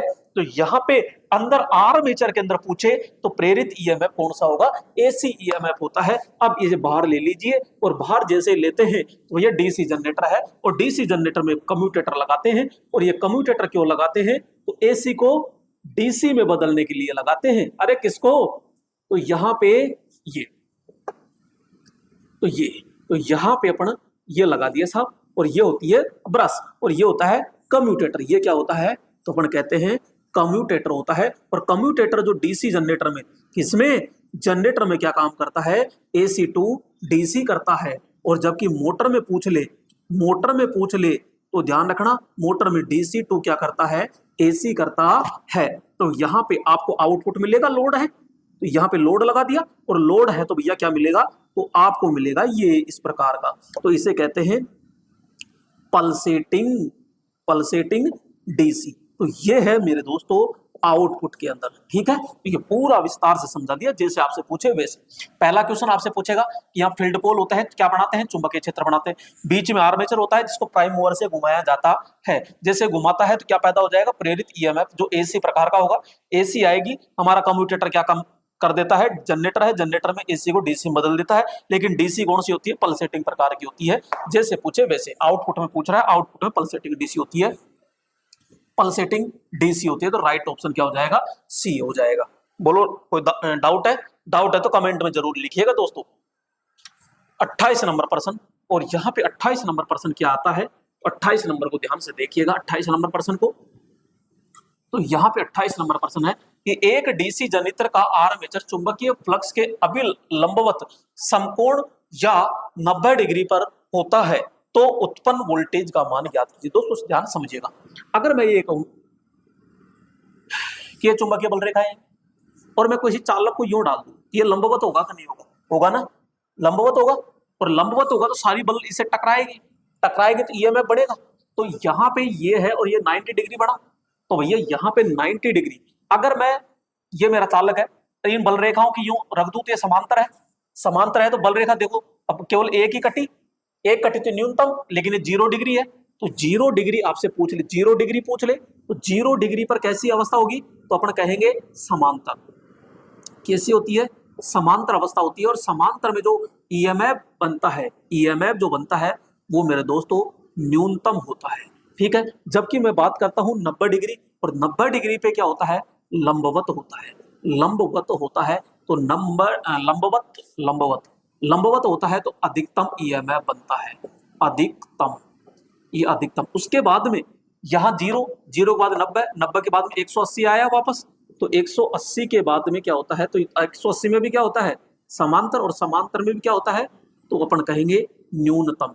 और यहाँ पे न्यूनतम आने के बाद फिर 270 आता है, तो 270 में क्या होगा, वही आपका लंबवत होता है। तो लंबवत, और लंबवत में क्या होता है, तो अपन कहेंगे अधिकतम होता है। फिर यहाँ पे 360 डिग्री, और 360 और 200, ये 360 और 0 एक ही होता है। तो ये, तो यहाँ पे 4 कंडीशन होती है मेरे दोस्तों, ये चीज ध्यान रखिएगा। यहाँ पे चुंबकीय फ्लक्स, चुंबकीय फ्लक्स व चालक, चालक के मध्य, चालक के मध्य स्थिति कैसी है, समांतर और लंबवत। तो 2, तो समांतर में तो हमेशा 2 समांतर होते हैं तो 2 न्यूनतम होंगे, और 2 लंबवत होते हैं तो 2 अधिकतम होते हैं। अब ये लंबवत कह रहा है और 90 डिग्री कह रहा है, तो यहाँ पे अधिकतम मिलेगा। ध्यान रखना, 90 डिग्री हो जाए तो अधिकतम तो है, लेकिन ये पॉजिटिव वाला होता है और ये क्या होता है, नेगेटिव वाला होता है। तो राइट ऑप्शन यहाँ पे डी यानी अधिकतम होता है, तो यहाँ सी आपका राइट ऑप्शन हो जाएगा। ठीक है दोस्तों, अगला आता है 29 नंबर, और यहाँ पे 29 नंबर क्या है, आइए समझते हैं 29 नंबर को। तो यहाँ पे अगला प्रश्न आ चुका है, यहाँ पे 29 नंबर, जब सप्लाई आवृत्ति का मान बढ़ाया जाता है तो ताम्र हानि होती है। दोस्तों ताम्र हानि की अगर मैं बात करता हूँ, ताम्र हानि की बात करते हैं तो ये लोड पर निर्भर होती है। किस पर निर्भर होती है, लोड पर निर्भर होती है। तो यहाँ पे, और इसका सूत्र की अगर बात करते हैं तो I²R होता है। तो भैया ये फ्रीक्वेंसी पर निर्भर नहीं होती है, ये तो सब फ्रीक्वेंसी पे निर्भर ही नहीं होगी, तो भैया ये तो क्या हो गई, अपरिवर्तित होती है। ठीक है, यही तो कह रहा है, सप्लाई आवृत्ति का मान बढ़ाया जाता है तो ताम्र हानि, अरे चाहे तो बढ़ाओ चाहे घटाओ कोई दिक्कत नहीं है, हमारी ताम्र हानि होती है, ये एसी और डीसी दोनों पर कार्य करती है। ठीक है, अगला प्रश्न आता है यहाँ पे, और अगला प्रश्न आता है 30 नंबर, और 30 नंबर क्या कह रहा है कि यहाँ पे क्वेश्चन कह रहा है किसी मशीन में उत्पन्न ताम्र हानि होती है। तो दोस्तों यहाँ पे लिख रखा है ये, तो यहाँ पे तो ताम्र हानि होती है धारा के वर्ग के क्या होती है, समानुपाती, धारा के समानुपाती, धारा के वर्ग के समानुपाती। बोलो राइट ऑप्शन क्या होगा, 30 नंबर में बी ऑप्शन हो गया, सीधा सीधा अपन ने यहाँ से निकाल लिया। ठीक है, अगला प्रश्न देखिएगा, और अगला प्रश्न है 31 नंबर, और 31 नंबर में क्या कह रहा है कि यदि आर्मेचर कोर की मोटाई 4 गुना बढ़ा दी जाती है तो बहुड़ धारा हानि, ये तो था ये ताम्र हानि। अब पढ़ते हैं अपन लोह हानि। तो यहाँ पे अपन ने कहा कि भैया लोह हानि, ठीक है ये लोह हानि है, और लोहा हानि क्या होती है, तो अपन कहते हैं लोहा हानि एक तो क्या होता है कि आवृत्ति पे निर्भर होती है, निर्भर, तो यहाँ पे ये निर्भर होती है। किस पर निर्भर नहीं होती, तो अपन कहते हैं लोड पर निर्भर नहीं होती है। दूसरी चीज अपन कहते हैं ये केवल एसी पर ही काम करती है, क्योंकि एसी के अंदर ही तो फ्रीक्वेंसी होगी। दूसरी चीज अपन कहते हैं, अगर मैं बात करूं प्रकार की, तो यहाँ दो प्रकार होते हैं। ये एक होता है यहाँ पे भंवर धारा, जिसे अपन क्या कहते हैं, एडी करंट कहते हैं, भंवर धारा यानी एडी करंट आनी कहते हैं। और एक होता है यहाँ पे हिस्टैरिसीस, हिस्टैरिसीस। तो यहाँ पे अब मेरे दोस्तों यहाँ सूत्र होता है कि WE बराबर F का स्क्वायर, B मैक्सिमम का स्क्वायर और T का स्क्वायर, ये ठीक है, ये इस प्रकार से। जबकि यहाँ पे बात करते हैं WH बराबर नीटा B मैक्सिमम 1.6 F और V होता है। यहाँ पे ध्यान रखना, V का फॉर मतलब होता है वॉल्यूम, फ्रीक्वेंसी, चुंबकीय फ्लक्स घनत्व होता है, और नीटा यानी कि हिस्टैरिसीस गुणांक होता है। यहाँ पे T का मतलब होता है कोर की मोटाई, कोर की मोटाई या लेमिनेशन की मोटाई कह दीजिए। B का मतलब होता है चुंबकीय फ्लक्स घनत्व होता है। F का मतलब क्या होता है, यहाँ पे फ्रीक्वेंसी होती है। अब आपसे क्या पूछ रहा है कि भंवर धारा हानि कितना गुणा होती है। अच्छा न्यूमेरिकल पूछ रहा है, कोई दिक्कत नहीं है, पूछ रहा है तो यहाँ मोटाई दी गई है, कोर की मोटाई, तो मोटाई दी है तो इसको ले लेंगे यहाँ पे। तो WE समानुपाती यहाँ पे T का वर्ग हो जाएगा यहाँ, और T का वर्ग हो जाएगा तो T की जगह कितना लेना है अपन को, 4 गुना, तो 4 का स्क्वायर हो गया, और यहाँ पे WE हो गया, और WE का मतलब क्या हो गया यहाँ पे 4 का स्क्वायर यानी 16 गुना अपन करते हैं। तो बोलो दोस्तों समझ में आया कि नहीं आया, 16 गुना, यहाँ पे C4 आपका राइट ऑप्शन हो जाता है। ठीक है, तो अगला प्रश्न आता है यहाँ पे, और अगला प्रश्न आता है 32 नंबर, और 32 नंबर प्रश्न क्या है, आइए समझते हैं 32 नंबर को। दोस्तों यहाँ काफी डिटेल के साथ चर्चा करते हैं, क्योंकि मजा नहीं आता जब शॉर्ट में करते हैं, तो यहाँ पे डिटेल के साथ ही चर्चा अच्छी लगती है। अगला प्रश्न आता है, खालिस्तान बिजली संयंत्र में ईंधन के रूप में कोयला प्रयुक्त किया जाता है। दोस्तों यहाँ पे कोयला किसमें करता है, कोयला अपन जलाते हैं, फिर वो बॉयलर के अंदर जाता है, कोयला जलाते हैं तो वहां पानी को गर्म करता है, इसका मतलब है थर्मल पावर प्लांट के अंदर जलाते हैं। यहाँ पे परमाणु के अंदर क्या होता है, परमाणु के अंदर दोस्तों यहाँ पे यूरेनियम होता है, क्या होता है, यूरेनियम होता है। यहाँ पे बात करते हैं थोरियम होता है। गैस होती है तो गैस में काम करता है, डीजल होता है तो डीजल पावर प्लांट के अंदर अपन प्रयोग करते हैं। तो यहाँ पे थर्मल होता है तो थर्मल इसका प्रयोग अपन करते हैं। ये सबसे ज्यादा प्रयोग करते हैं, सबसे ज्यादा विद्युत बनाता है। कितनी बनाता है, तो लगभग 61.3% होती है यहाँ पे विद्युत। भारत के अंदर सबसे ज्यादा इसी से पैदा होती है भाई, थर्मल से। नेक्स्ट बात करते हैं यहाँ पे 33 नंबर, और 33 नंबर में क्या है, आइए देखते हैं 33 नंबर में कि 40 मिली एम्पियर करंट रेटिंग के साथ 470 ओम प्रतिरोध की पावर रेटिंग ज्ञात कीजिए। तो भैया P बराबर यानी प्रतिरोध निकालना है, तो P बराबर देखो, P बराबर एक होता है VI, ठीक है, एक होता है P बराबर I स्क्वायर R, एक सूत्र होता है P बराबर V स्क्वायर बटा R। दोस्तों अपन को पूरा पता होना चाहिए। अब प्रतिरोध की पावर रेटिंग ज्ञात करना है, तो पावर ही निकालने को, तो P का मतलब ये, V का मतलब कितना है यहाँ पे, अच्छा V नहीं दिया ना, तो I दिया है, तो यहाँ से निकाल लेंगे। तो यहाँ पे I, ये P बराबर यहाँ लिख दो, देखो P बराबर I स्क्वायर R, I का मतलब है ये 40, तो 40 मिली एम्पियर, मिली बटाओ, नीचे क्या लगाएंगे 1000 इंटू, फिर वापस लिखो 40, फिर 1000 और इंटू R का मतलब कितना है 470, कितना हो गया 470। अब भैया काटा पीटी देख करनी पड़ेगी, 1 2 3, ठीक है। यहाँ पे अब बात करते हैं 4 चौक 16, तो यहाँ पे 47 इंटू 16 बटा ये, ठीक है, 16 पंजी 80, 16 की 96, 16 7 112, 112 का मतलब हो गया यहाँ पे 2, 11 हासिल हो गई, और 16 चौक 64, 64 और 1 65, 65 और 10 75, ठीक है, ये 75 और 75 में 1000 का भाग दे दीजिए, और 1000 का भाग देते हैं तो यहाँ पे आ गया 0.752, तो यहाँ पे ये क्या आ गया वाट, तो यही आंसर है, मैच कर लीजिए, 0.75 ये मिल गया। तो D4 डंके की चोट पर होगा सिलेक्शन। अब की बार ध्यान रखना, D4 डंके की चोट पर। तो यहाँ पे बोलो समझ में आया कि नहीं आया, आया तो अगला प्रश्न लीजिएगा। और अगला प्रश्न आता है यहाँ पे 34 नंबर, और 34 नंबर क्या कह रहा है, 34 नंबर को समझिएगा दोस्तों ध्यान से। तो यहाँ 34 नंबर है कि एमीटर हमेशा क्या होना चाहिए। तो दोस्तों यहाँ पे बात करते हैं, एक होता है यहाँ एमीटर, ठीक है। एक होता है यहाँ पे नॉर्मल वोल्ट मीटर, यहाँ पे इसको ए से दर्शाते हैं तो इसको वी से दर्शाते हैं। इसका संयोजन होता है वो श्रेणी क्रम में होता है, इसका संयोजन होता है किस क्रम में होता है, समांतर क्रम में होता है। इसका बात करते हैं भैया प्रतिरोध, प्रतिरोध इसका कम होता है। इसका प्रतिरोध बात करते हैं, प्रतिरोध इसका उच्च होता है। इसमें बात करते हैं चालकता, चालकता इसकी ज्यादा होती है। इसकी चालकता क्या होती है, इसकी चालकता भैया इसकी कम होती है। ये क्या मापता है, तो अपन कहते हैं कि ये लोड धारा मापता है। और ये क्या मापता है, तो अपन कहते हैं ये वोल्टेज मापता है। ये लो साहब, ये पूरा का पूरा हो गया। क्लियर। अब पूछ क्या रहा है, एमीटर हमेशा क्या होना चाहिए, तो एमीटर हमेशा क्या होना चाहिए, निम्न प्रतिरोध होना चाहिए, उच्च चालकता होनी चाहिए, लोड धारा की श्रेणी क्रम में जोड़ते हैं। अब क्या पूछ रहा है, तो यहाँ पे कम प्रतिरोध, तो कम प्रतिरोध लिख रखा है अपन ने, तो ये लो साहब कम प्रतिरोध होता है। यहाँ पे कोई दिक्कत किसी को नहीं, ठीक है। तो यहाँ पे ये हो गया। अगला प्रश्न लीजिएगा, और अगला प्रश्न है यहाँ पे 35 नंबर। और 35 नंबर क्या कह रहा है कि यहाँ 35 नंबर कह रहा है, अब देखो ध्यान से, याद कीजिए कि निम्नलिखित में से कॉर्क स्क्रू नियम प्रस्तुत करता है। दोस्तों यहाँ पे अपन बात करते हैं, ये एक स्टील का स्क्रू है ये, और यहाँ भी ये है।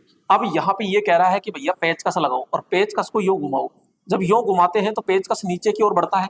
जब ये नीचे की ओर बढ़ेगा तो ये नीचे की ओर जा रहा है, तो ये किसको दर्शाएगा, तो अपन कह रहे हैं धारा को। और ये घूम रहा है तो इस दिशा में घूम रहा है, ये इस दिशा में, तो ये घूम रहा है तो ये किसे दर्शाएगा, चुंबकीय, चुंबकीय क्षेत्र, चुंबकीय क्षेत्र। तो यहाँ पे कॉर्क स्क्रू जो नियम होता है चुंबकीय क्षेत्र की दिशा को रिप्रेजेंट करता है। तो कॉर्क स्क्रू नियम से क्या ज्ञात करते हैं, चुंबकीय क्षेत्र की दिशा ज्ञात करते हैं। और एक किसी चालक को अगर दाहिने हाथ से पकड़ते हैं तो यहाँ अंगूठा दर्शाता है धारा की दिशा को, उंगलियां दर्शाती है चुंबकीय क्षेत्र को। तो दाहिने हाथ से चालक को अगर पकड़ते हैं तो यहाँ पर भी आपका ये जो नियम होता है ये चुंबकीय क्षेत्र को दर्शाता है। तो कॉर्क स्क्रू नियम और दाहिने हाथ से चालक को पकड़ते हैं, ठीक है, ग्रिप नियम।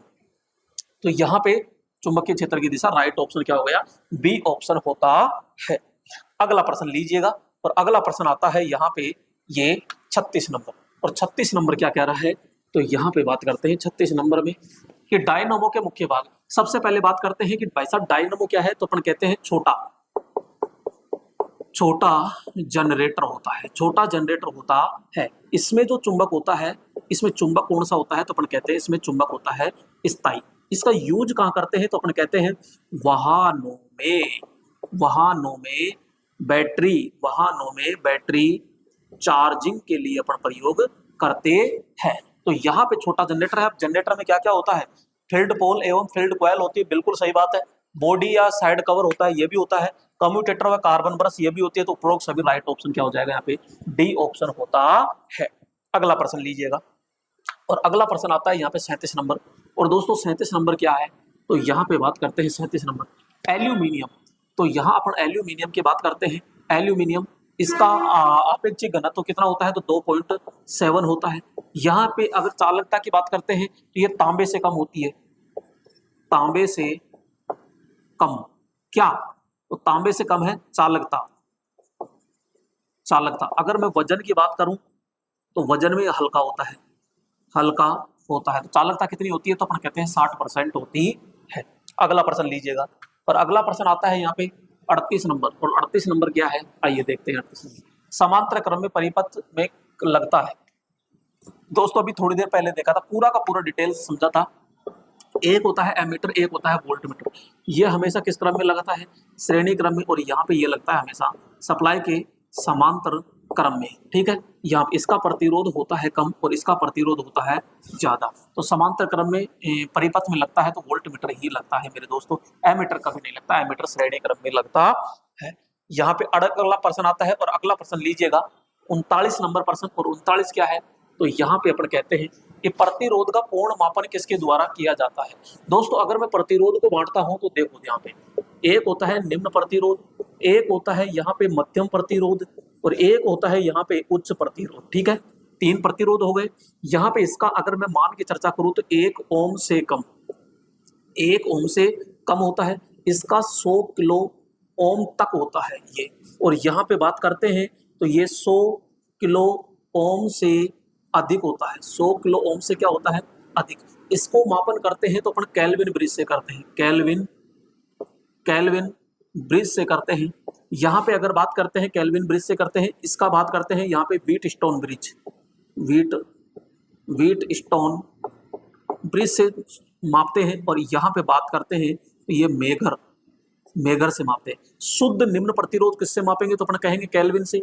शुद्ध मध्यम प्रतिरोध किससे मापेंगे तो व्हीट स्टोन से। और उच्च मान मापते हैं तो मेगर के द्वारा मापा जाता है। और यहाँ कह रहा है कि पूर्ण मापन किसके द्वारा करते हैं तो दोस्तों लोरेंज एक मेथड होता है, उसके द्वारा किया जाता है। तो डी फॉर यहाँ पे डंके की चोट पर होगा सिलेक्शन, यहाँ पे डी फॉर लोरेंज मेथड होता है। अगला प्रश्न देखिएगा, और अगला प्रश्न आता है यहाँ पे 40 नंबर। और 40 नंबर प्रश्न क्या कह रहा है दोस्तों, 40 नंबर कह रहा है, आइए समझते हैं 40 नंबर। किस विधि द्वारा अल्टरनेटर को तुल्यकालिक किया जाता है। तो किस विधि के द्वारा तुल्यकालिक किया जाता है दोस्तों, यहाँ पे बात करते हैं तुल्यकालिक किया जाता है। अल्टरनेटर होता है तो यहाँ पे अनेक मशीन होती है, तो दोस्तों यहाँ पे अनेक सारा अल्टरनेटर होता है, और अनेक अल्टरनेटर होता है तो उसको समांतर क्रम में जोड़कर चलाया जाता है, तो जिससे अत्यधिक लोड को आसानी से अपन उठा सकते हैं। तो यहाँ पे तुल्यकालिक किया जाता है। तो अपन कहते हैं कि यहाँ जो अब चेक करने की जो विधि होती है, सिंक्रोस्कोप विधि भी होती है, डार्क भी होती है, और लैंप भी होती है। तो राइट ऑप्शन हो जाएगा यहाँ पे उपरोक्त सभी, यानी कि डी ऑप्शन आपका होता है। ठीक है, और यहाँ समांतर में जोड़ते हैं, किस में जोड़ते हैं तो अपन कहते हैं समांतर में जोड़ते हैं। और समांतर में जोड़ने क्या होती है शर्तें, और शर्तों में क्या समान होना चाहिए तो समान होना चाहिए, वोल्टेज समान होना चाहिए। वोल्टेज यहाँ पे बात करते हैं तो फेज क्रम समान होना चाहिए। यहाँ पे क्षमता क्या होनी चाहिए समान होनी चाहिए। यहाँ पे आवृत्ति क्या होनी चाहिए समान होनी चाहिए। दोस्तों ये सारी चीजें क्या होनी चाहिए समान होनी चाहिए, तब जाके अपन जोड़ते हैं। अगला प्रश्न आता है यहाँ पे, और अगला प्रश्न क्या कह रहा है कि सिंक्रोस्कोप विधि में, सिंक्रोस्कोप विधि होती है, यानी इसको जोड़ते हैं तो विधि होती है सिंक्रोस्कोप। तो वहां पे मेरे दोस्तों सिंक्रोस्कोप मीटर होता है, यहाँ एक तरफ लो लिखा होता है, एक तरफ हाई लिखा होता है, बीच में क्या होता है जीरो होता है। तो यहाँ पे फ्रीक्वेंसी का मापन किया जाता है। तो यहाँ एक मोटर होती है, और मोटर होती है तो 2 फेज मोटर होती है। ठीक है, राइट ऑप्शन हो गया यहाँ पे बी ऑप्शन होता है। अगला नेक्स्ट अपन बात करते हैं ये, तो निम्न में से किस शर्त पर 2 अल्टरनेटर समांतर में प्रचालित होते हैं। तो दोस्तों शर्त क्या होती है, शर्त अपन ने ये देखो लिख दी यहाँ पे, और ये आ गया वोल्टेज फेज क्रम क्षमता और आवर्ती समान होनी चाहिए। तो फेज क्रम फेज अनुक्रम यानी समान होना चाहिए, आवर्ती समान होनी चाहिए, वोल्टेज समान होनी चाहिए। तो यहाँ वोल्टेज फेज क्रम सारी चीजें समान है, तो राइट ऑप्शन क्या हो जाता है डी ऑप्शन होता है। अगला प्रश्न लेते हैं, और अगला प्रश्न क्या है यहाँ पे, और अगला प्रश्न है 43 नंबर। और 43 नंबर क्या कह रहा है दोस्तों समझिएगा। तो यहाँ पे 43 नंबर कह रहा है आदर्श वोल्टेज सोर्स का प्रतिरोध कितना होता है। तो दोस्तों आदर्श वोल्टेज सोर्स की बात कर रहा है, वोल्टेज सोर्स की बात कर रहा है। एक होता है धारा सोर्स, धारा सोर्स, और एक कह रहा है वोल्टेज सोर्स। ठीक है, ये तो यहाँ पे अगर मैं वोल्टेज सोर्स की बात करता हूं तो दोस्तों इसका जो आंतरिक प्रतिरोध होता है वो आंतरिक प्रतिरोध ज्यादा होता है, यानी उच्च होता है, तो इसमें चालकता होती है निम्न। ठीक है, यहाँ पे प्रतिरोध जो होता है वो प्रतिरोध क्या होता है निम्न होता है, तो चालकता होती है इसकी उच्च। ठीक है, दूसरी चीज मैं बात करता हूं, अगर मैं आदर्श शब्द लेता हूं, आदर्श शब्द लेता हूं तो ये अगर उच्च है तो ये अनंत है, ये निम्न है तो ये शून्य है। यहाँ अगर मैं आदर्श शब्द लेता हूँ, ये निम्न है तो ये शून्य है, ये उच्च है तो ये अनंत होता है। अब आदर्श वोल्टेज की बात कर रहा है तो आदर्श वोल्टेज है। अब आदर्श वोल्टेज में क्या पूछ रहा है प्रतिरोध कितना होता है, तो यह प्रतिरोध क्या होता है शून्य होता है। तो राइट ऑप्शन क्या हो जाएगा सीधा बी ऑप्शन होता है। अगला प्रश्न देखिएगा, और अगला प्रश्न आता है यहाँ पे 44 नंबर। और 44 नंबर में क्या पूछा गया है तो आइए देखते हैं। यहाँ पे मेगर में कौन सा जनित्र प्रयोग किया जाता है। दोस्तों यहाँ पे जो मेगर होता है तो मेगर में कौन सा जनित्र प्रयोग करते हैं तो पहले मेगर की बात करते हैं। तो मेगर क्या मापता है तो अपन कहते हैं ये उच्च प्रतिरोध का क्या करता है मापन करता है। ठीक है, यहाँ पे इस मेगर की जो गति होती है, यहाँ पे मैं गति की बात करता हूँ दोस्तों, गति जो होती है 140 आरपीएम से लेकर के 160 आरपीएम तक होता है। ये मापन किसका क्या करता है तो अपन कहते हैं इंसुलेशन। तो यहाँ पे इंसुलेशन ठीक है, और किसमें मापता है तो अपन कहते हैं ये मेगा ओम के अंदर मापता है। और इसके अंदर जो प्रतिरोध डीसी बनाने का जो जुगाड़ होता है वो क्या होता है डायनामो डीसी जनित्र होता है। तो राइट ऑप्शन क्या होता है यहाँ पे सी ऑप्शन होता है। अगला प्रश्न लेते हैं, और अगला प्रश्न आता है कि डायनामो गति खालिस्तान होती है। तो दोस्तों यहाँ पे अभी पढ़ाई है अपन ये देखो, तो यहाँ पे गति कितनी होती है तो 140 से 160 आरपीएम। राइट ऑप्शन क्या होता है यहाँ पे सी होता है। अगला प्रश्न ले लीजिएगा, और अगला प्रश्न आता है यहाँ पे परिणामित्र 56 यानी 46 नंबर है। और 46 में क्या है, परिणाम मित्र की प्राथमिक व द्वितीयक खालिस्तान रूप से जुड़ी होती है। तो दोस्तों यहाँ पे ये अपन कह रहे हैं कि ये हमारा ट्रांसफॉर्मर की कोर आ गई, और यहाँ पे अगर मैं इसको सप्लाई से जोड़ता हूँ तो ये प्राइमरी, और यहाँ पे अगर मैं इसको लोड से जोड़ता हूँ तो ये सेकेंडरी, और ये दोनों विद्युत से जुड़ रही है कि जी नहीं, तो यहाँ पे चुंबक बनेगा तो चुंबक तो जाएगा, और चुंबक जाएगा तो ये इधर आ जाएगा। तो बोलो चुंबक दोनों को जोड़ रहा है क्या? जोड़ रहा है। तो ट्रांसफॉर्मर के अंदर ध्यान रखना केवल, तो यहाँ पे केवल चुंबक, तो चुंबकीय रूप से जुड़ी होती है। तो अपन कहेंगे परिणाम मित्र में केवल चुंबकीय रूप से जुड़ी होती है। लेकिन ध्यान रखना, लेकिन ऑटो ट्रांसफॉर्मर जो होता है, ऑटो ट्रांसफॉर्मर में क्या होता है, चुंबकीय व विद्युतीय, चुंबकीय व विद्युतीय दोनों रूप से जुड़ी होती है। क्यों? क्योंकि उसमें क्या होता है, इस प्रकार से तो होता ही है यो, तो यहाँ पे ये आउटपुट होता है, और ये इधर क्या हो जाता है, ये इनपुट हो जाता है। तो इधर से अगर विद्युत दे रहे हैं तो ये दोनों वाइंडिंग जुड़ रही है यानी, और चुंबक, तो विद्युत और चुंबक दोनों रूप से जुड़ी होती है, क्योंकि इसमें केवल एक ही कॉइल का प्रयोग करते हैं। और ऑटो ध्यान रखना, यहाँ पे अपन बात करेंगे स्व प्रेरण सिद्धांत पर काम करता है, जबकि ये प्रयोग होता है सह प्रेरण यानी म्यूचुअल इंडक्टेंस, या अपन क्या कह सकते हैं इसको, अन्योन्य प्रेरण सिद्धांत पर कार्य करता है। अगला प्रश्न लीजिएगा, और अगला प्रश्न आता है यहाँ पे 47 नंबर, और 47 नंबर क्या कह रहा है, आइए समझते हैं 47 नंबर को। तो यहाँ पे जैसे एक ट्रांसफार्मर है, अब यहाँ तो लोड लग रहा है, लेकिन वो क्या कह रहा है कि परिणाम मित्र का शून्य भार प्राथमिक करंट पूर्ण भार प्राथमिक करंट का कितना प्रतिशत होता है यानी। तो मेरे दोस्तों पहले तो सबसे पहले तो लोड को हटाओ। अब लोड हटा दिया तो सेकेंडरी वाइंडिंग में कोई धारा आएगी क्या? नहीं आएगी। नहीं आएगी तो यहाँ कहाँ मिलेगी? तो अपन कहेंगे यहाँ मिलेगी। और यहाँ कितनी मिलती है? तो अपन कहते हैं मात्र 1 से 3% होती है नो लोड पर। जो ये धारा होती है, धारा वोल्टेज से पीछे होती है। वोल्टेज से क्या होती है? पीछे होती है। कितना होती है? तो अपन कहेंगे ये 75 डिग्री से 85 डिग्री पीछे होती है। 75 से 85 डिग्री पीछे होती है। ध्यान रखना, वोल्टेज से पीछे होती है ये 75 से 85 डिग्री। तो 1 से 3% नहीं है, तो राइट ऑप्शन क्या हो जाएगा यहाँ पे? ए ऑप्शन होता है। अगला प्रश्न लीजिएगा, और यहाँ पे बात कर रहे हैं 48 नंबर, और 48 नंबर में क्या आया है कि जब ट्रांसफॉर्मर पर भार बढ़ाया जाता है तो भंवर धारा हानि होती है। दोस्तों यहाँ पे लोह हानि होती है, तो लोह हानि भार पे डिपेंड ही नहीं होती है, लोड पे डिपेंड ही नहीं होती है, नियत होती है। और यहाँ पे जो हमारी लोह हानि होती है, लोह हानि भार पर डिपेंड नहीं होती है। तो लोह हानि 2 प्रकार की है, एक होती है भंवर और एक होती है आपकी स्ट्रेसिस। तो ये दोनों क्या होती है? तो नियत होती है, ये तो नियत होती है, तो अपन कहेंगे अपरिवर्तित होती है। अगला प्रश्न लीजिएगा, और अगला प्रश्न आता है यहाँ पे ये कि 49 नंबर, तो जब ट्रांसफॉर्मर से भार कम किया जाता है तो ताम्र हानि घटती है। तो भैया लोड, देखो यहाँ पे बात करते हैं लोड पे कौन डिपेंड रहता है, तो अपन कहते हैं ताम्र हानि। तो ताम्र जो हानि होती है ये लोड पर क्या होती है? निर्भर करती है, और लोड के बिल्कुल समानुपाती होती है। तो यहाँ पे अगर भार कम होता है तो ताम्र हानि भी क्या होती है?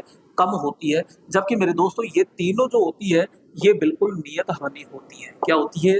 तीनों। घर्षण हानि भी नियत हानि होती है, ध्यान रखना, ठीक है। अगला प्रश्न आता है यहाँ पे, और अगला प्रश्न क्या आता है 50 नंबर, और 50 नंबर क्या होता है? ट्रांसफॉर्मर में भंवर धारा हानि खालिस्तान के समानुपाती होती है। तो दोस्तों यहाँ पे जो भंवर धारा हानि होती है, भंवर धारा हानि WE बराबर F का स्क्वायर, T का स्क्वायर और B मैक्सिमम का स्क्वायर होता है। तो आप देख लीजिए, T का मतलब, ये F का मतलब होता है सप्लाई फ्रीक्वेंसी, A का मतलब होता है कोर की मोटाई, B का मतलब होता है चुंबकीय फ्लक्स घनत्व। इन तीनों के वर्ग के समानुपाती है। करोड़ पटलों की मोटाई होती है, पर्दाय सप्लाई आवृत्ति होती है, करोड़ पटलों की मोटाई के वर्ग होता है। तो भैया मोटाई के वर्ग में ही है, तो राइट ऑप्शन क्या हो जाएगा यहाँ पे? सी ऑप्शन होता है। तो दोस्तों यहाँ पे ये सेशन था अपना, और ये सेशन आपको कैसा पसंद आया, कैसा नहीं आया, और कमेंट में जरूर कीजिएगा। और आपने अभी तक चैनल को सब्सक्राइब नहीं किया है, ये काम तो आप भली भांति कर ही दीजिए दोस्तों, और वीडियो को जरूर लाइक कर दिया करो दोस्तों, क्योंकि लाइक करने से ये पता लगता है कि अपने फैमिली में कितने मेंबर होते हैं, कितने कैंडिडेट हैं जो वीडियो देखते हैं, तो वहां आपकी हाजिरी हो जाती है, यानी फिंगर लगाते ही अंगूठा आ जाता है तो वहां लाइक करते ही आपकी प्रेजेंट हो जाती है कि ये अपने परिवार के सदस्य हैं। ठीक है दोस्तों, नेक्स्ट वीडियो में फिर मुलाकात करते हैं, तब तक के लिए जय हिंद मेरे दोस्तों।